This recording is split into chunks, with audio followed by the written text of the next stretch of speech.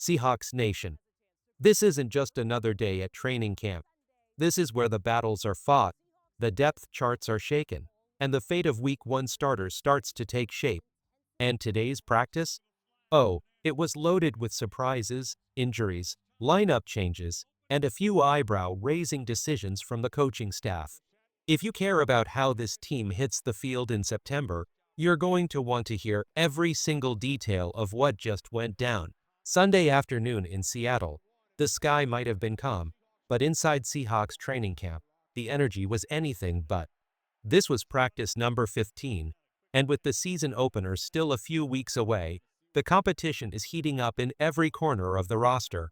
Today, the beat reporters gave us a goldmine of updates, not all of them good, and some could have a real impact when the games start to count. Let's start with the injury news, because that's what had fans buzzing right away.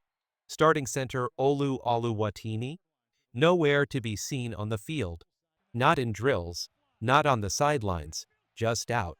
Coach Mike McDonald had already hinted he might miss a day or two, so it wasn't a shock. But it's worth noting that even without him practicing, no one is really threatening his job. Right now, it looks like it would take something huge, and I mean biblical, to knock him out of that starting role. The offensive line also saw some interesting shuffles. Bryce Cobell was working at left guard with the second unit, while Lomi slid over to left guard with the third team. That's not the first time we've seen Lomi in that spot, and honestly, it's surprising. It's not exactly where his strengths shine. Some think guys like Phil Haynes or even Jalen Sundle might be a better fit there. Sundle's got the athleticism, and you can't coach that. This mix and match approach isn't a bad thing. The coaches have 4 more weeks to lock down their depth chart. Ideally, they'll have solid backups at every spot, though let's be real. Some positions are in better shape than others.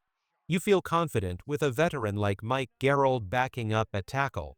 But if something happens at center and Sundle has to step in, that's a little less comforting. Still, at least they can go 2 deep across the board for now. And in other roster notes, linebacker Ernest Jones was still absent today, as expected, to be with family during his father's funeral. Our thoughts are with him. Running back Ken Walker also didn't practice, but before you panic, he was spotted on the sidelines, relaxed and engaged. No visible injury, no signs of trouble, just a day off from drills. Let's clear up the Ken Walker situation right away. According to Bob Condotta and a few other reporters, this wasn't an injury scare. It was most likely just a well-earned day off. Walker had a heavy workload in Saturday's practice, and at this stage in his career, he's earned the right to pace himself.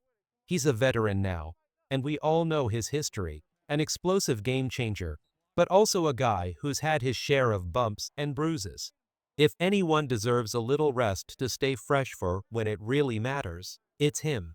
Think about it, the real battles aren't won in August, they're won in September, October, and beyond.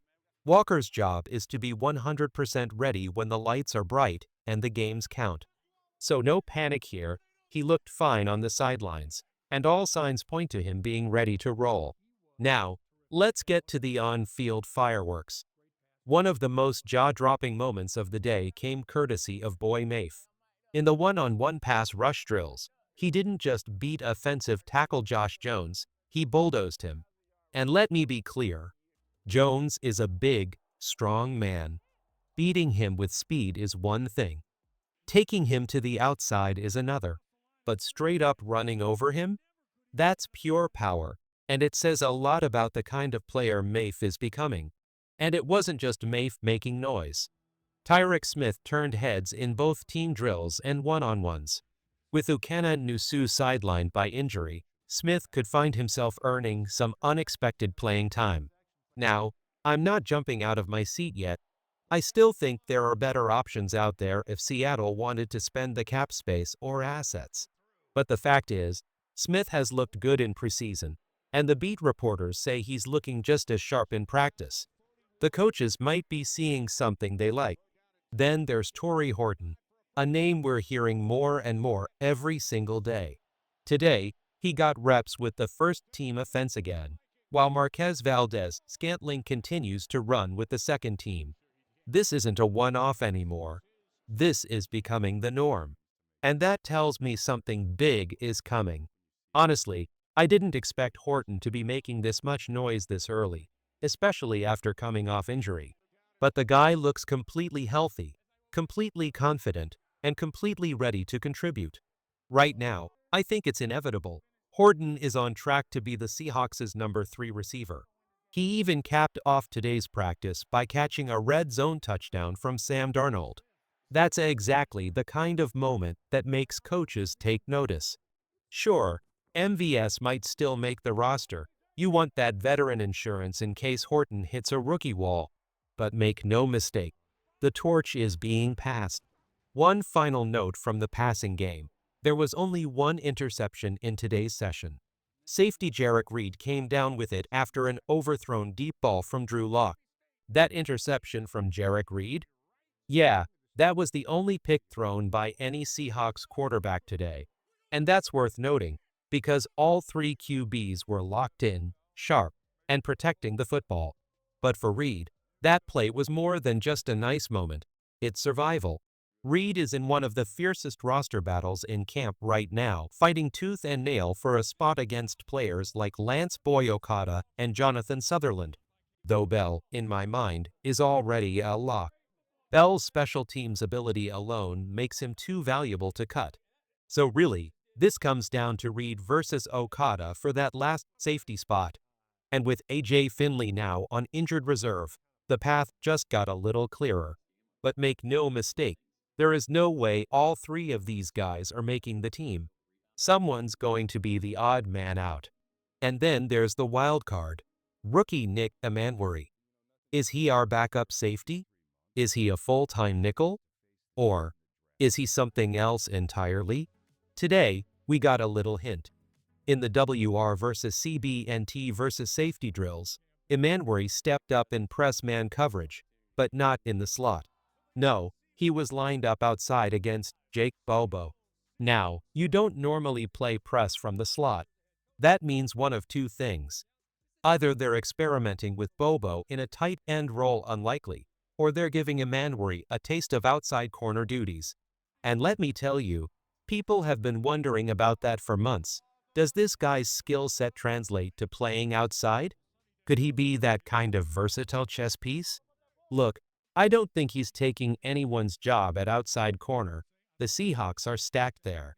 But the fact that the coaches are pushing him to test his range, to see just how many roles he can fill, that's exciting. It's the kind of flexibility that makes a roster stronger. And speaking of highlights, we have to talk about Elijah Ayo's jaw-dropping, one-handed catch. You've probably seen it by now. It's up on the Seahawks' official X account. One hand, full extension, snatched out of the air like it was nothing.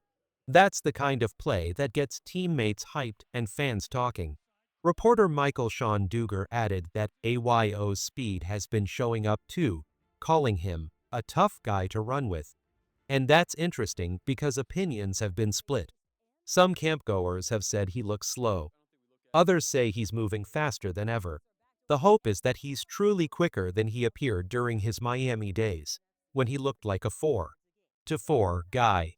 If those injuries were holding him back then, and he's really running closer to 4.5 speed now, that changes the conversation about what he can bring to this offense. And here's the thing, whether or not Elijah Ayo's pick ends up looking like a great draft choice will come down to exactly this. Can his speed and playmaking keep showing up when it matters? Even if he's not the fastest guy on the roster, it's clear he can play. He's got the hands, the instincts, and the toughness. The question now is, can he push past solid contributor and become a real difference maker? That's what we're going to find out. Now, shifting gears, Dan Veens dropped a few observations later in the day that really tell you where this coaching staff's head is at. The first big takeaway? Anthony Bradford looks like he's locking down the starting right guard job. He's been taking almost every single first-team rep for the last week and a half. Coach Mike McDonald has said he'd like to make an official decision after the preseason game against Kansas City. But honestly, how much of a decision is there to make when Bradford is getting all the starting work? Christian Haynes? At this point, he's not even in the conversation. Lomi? He's been working on the left side. That leaves Bradford and Jalen Sundell, and really, this feels like Bradford's job to lose. Now, I'll be honest, part of me wonders if he's winning it more by default than by sheer dominance. Bradford is talented, no question. But will that talent show up in a way that makes him more than just a flash here, mistake there type of player? Consistency has to be the key. And I'm watching closely, because if he locks it in, the potential is there for him to be a rock on this O-line. Back to Haynes. Technically, McDonald says he's still in the running. But if he's not getting first-team reps, how realistic is that? You can't win a job from the sideline. And that brings us to the end of practice observation that might have been the most intriguing of all. Dan Veens was focusing on linebackers Drake Thomas and Pat O'Connell with Ernest Jones away and Levi Knight still sidelined. But when the first-team defense hit the field, it was Thomas at Mike linebacker and Nick Emmanwori at will. Two big things there. First, maybe that says something about O'Connell standing right now. His preseason tape didn't help his case. One nice play, but too many snaps where he looked a step too slow. Second, Thomas at Mike is interesting because I've always thought of him as a Will and O'Connell as the natural Mike. Could be they're just experimenting. Or maybe they're seeing something in Thomas's leadership and field vision that fits the role. But the real headline? Emmanwori at will linebacker. This man is becoming the Swiss Army knife of this defense. We've already seen him at safety. We've seen him at nickel corner. We've seen him at outside corner. Now linebacker. Even a little bit at edge rusher. This is exactly the kind of player Mike McDonald dreams about. A guy who can be deployed anywhere, anytime, in any situation. It's the kind of versatility that fans talk about all off-season but almost never actually see happen in real life. And yet, here it is, happening in real time at Seahawks camp. And here's why this all matters. The Seahawks' linebacker depth is razor thin. We've got two solid, maybe even very good starters. And after that, it's a steep drop-off. That's why Nick Emmanwori's ability to slide in at linebacker is a game-changer. He doesn't just give you emergency depth, he gives you quality depth, with athleticism and playmaking that can actually swing a game. Seeing this kind of versatility in action is rare. Most players stick to their lane. Emmanwori is smashing through those lanes, becoming a weapon in multiple spots on the field. And for a defense that's still shaping its identity under Mike McDonald, that flexibility could be the difference between good and dangerous. That's the story from today's practice.